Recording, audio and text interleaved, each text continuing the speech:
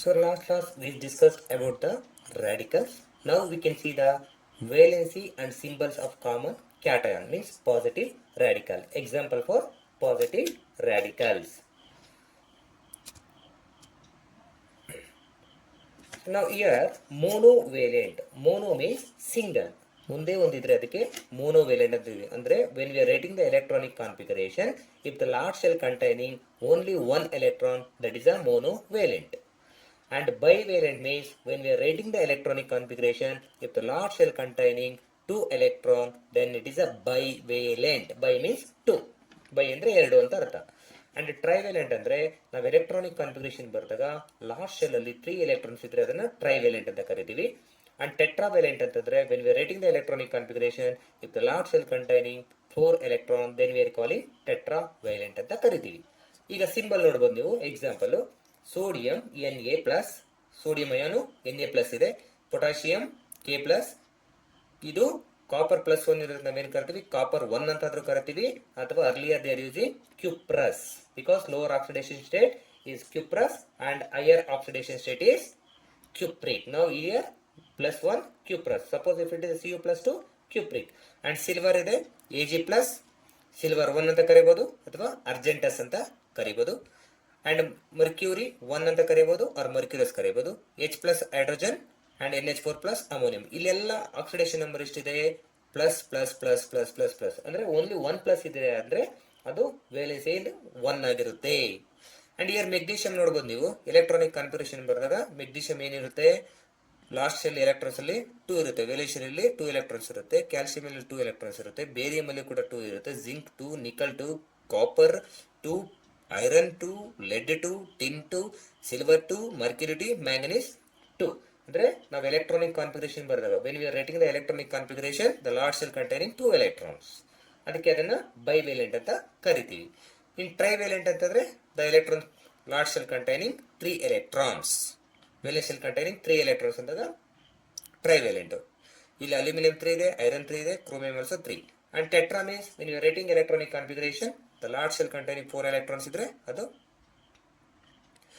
Valency 4 ಆಗಿರುತ್ತೆ. ಇದು 4 plus platinum ಮತ್ತೆ 4 ಪ್ಲಸ್. ಈಗ ಮೋನೋವೇಲೆಂಟ್ ಫಾರ್ ಎಕ್ಸಾಂಪಲ್ ಚೆಕ್ ಮಾಡೋದಾದ್ರೆ ಮೋನೋವೇಲೆಂಟ್ ಸೋಡಿಯಂ ಇತ್ತಲ್ವಾ. ಸೊ ಸೋಡಿಯಂ ಬರೆದಾಗ ನೀವು ಹೆಂಗ್ ಬರ್ತೀವಿ ಎಲೆಕ್ಟ್ರಾನಿಕ್ ಕಾನ್ಫಿಗರೇಷನ್ ಅಟಾಮಿಕ್ ನಂಬರ್ 11 ಇದೆ 2, 8, 1 ಅಂತ ಬರೀತೀರಾ. ಈಗ ಲಾಸ್ಟ್ ಶೆಲ್ ಅಲ್ಲಿ ಎಷ್ಟಿದೆ ಎಲೆಕ್ಟ್ರಾನ್ಸ್ 1 ಇದೆ. So if last shell containing 1 electron then sodium valency is 1. ಅಂದ್ರೆ sodium will donate 1 electron. After donating the electron the penultimate shell ಅಂದ್ರೆ ಲಾಸ್ಟ್ ಶೆಲ್ ಗಿಂತ ಮುಂದೆ ಶೆಲ್ಗೆ ಪೆನಾಲ್ಟಿಮೇಟ್ ಶೆಲ್ ಅಂತ ಕರಿತೀವಿ. ಅದು 8 ಎಲೆಕ್ಟ್ರಾನ್ಸ್ ಇದೆ, ಆಕ್ಟೆಟ್ರಲ್ ಆಗುತ್ತೆ, ಸ್ಟೇಬಲ್ ಆಗುತ್ತೆ. So it will donate the electron.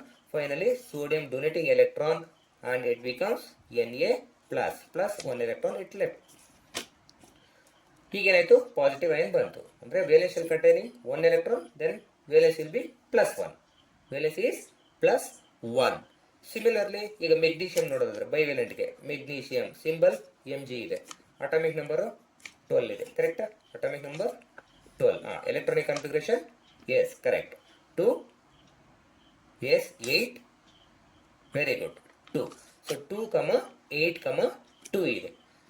Magnesium ಎಷ್ಟಿದೆ 2, 8, 2. ಈಗ ಲಾಸ್ಟ್ ಶೆಲ್ ಯಾವುದು partial K shell, L shell, M shell. Last shell ಅಂದ್ರೆ ಎಂ ಶೆಲ್ ಅಲ್ವಾ?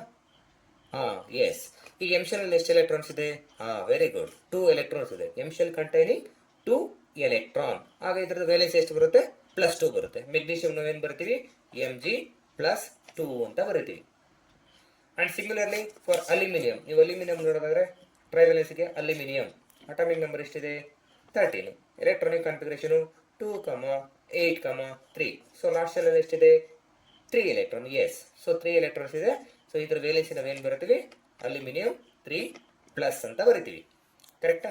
ಅಲ್ಯೂಮಿನಿಯಂ 3+ ಅಂತ ಬರಿತೀವಿ. ಅಂದ್ರೆ when we are writing the electronic configuration, the large shell containing 1 electron, its valency is 1, oxidation number also 1. And if large shell containing 2 electron, its valency is 2 and oxidation number 2. If large shell containing 3, its valency is 3 and oxidation number also 3. ಇದೇನು indicate ಮಾಡುತ್ತೆ? This indicating the combining capacity of an atom. Means sodium ಒಂದಿದ್ರೆ ಇದು it can join with 1 more atom, or it can combine with 1 more atom. 2 ಇದ್ರೆ it can combine with 2 elements. 3 means it can combine with 3 elements. For example, if it is a 4, it can combine with 4 elements. So ಈಗೆಲ್ಲ ಏನಾಗುತ್ತೆ, +1 means 1 2 3. Large shell ಅಲ್ಲಿ 1 2 3 valence ಇದ್ರೆ they are metals.